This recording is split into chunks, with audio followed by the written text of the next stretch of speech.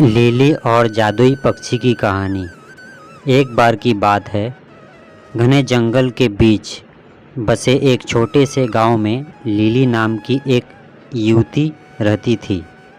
वह अपनी दयालुता और छोटे बड़े सभी प्राणियों के प्रति अपने प्रेम के लिए जानी जाती थी। उसने अपना अधिकांश समय जंगल में भटकने समय रहस्य को जानने की, प्रकृति की सुंदरता और निहारने में बिताया। एक दिन जंगल में भटकते हुए लिली को एक घायल पक्षी जमीन पर पड़ा मिला।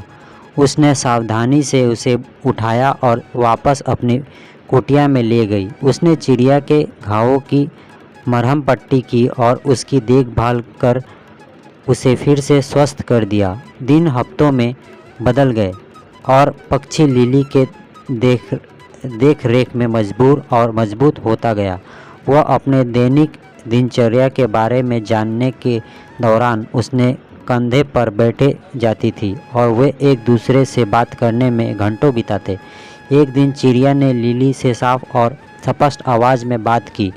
मेरी जान बचाने के लिए धन्यवाद। इसने कहा, मैं सिर्फ कोई पक्षी नहीं हूँ, मैं एक जादुई पक्षी हूँ। मेरे पास आपको 3 इच्छाएं देने की शक्ति है।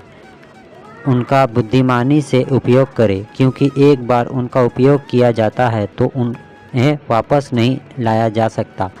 लिली चकित हो प्रसन्न थी।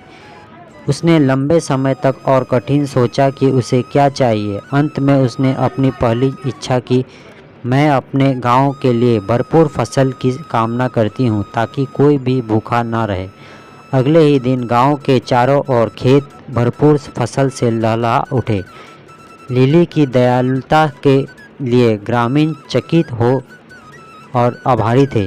अपनी दूसरी इच्छा के लिए लिली ने सभी प्राणियों से भाषा को समझने की क्षमता की कामना की और ठीक उसी तरह वह पक्षियों की चहचहाहट, मधुमक्खियों की भनभनाहट और पत्तों की सरसराहट को समझ सकती थी।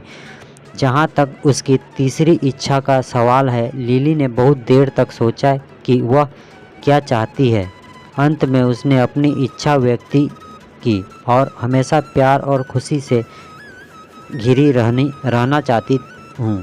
और ऐसा ही था। लिली ने अपने शेष जीवन प्रेम और प्रसन्न से घिरा हुआ बिताया।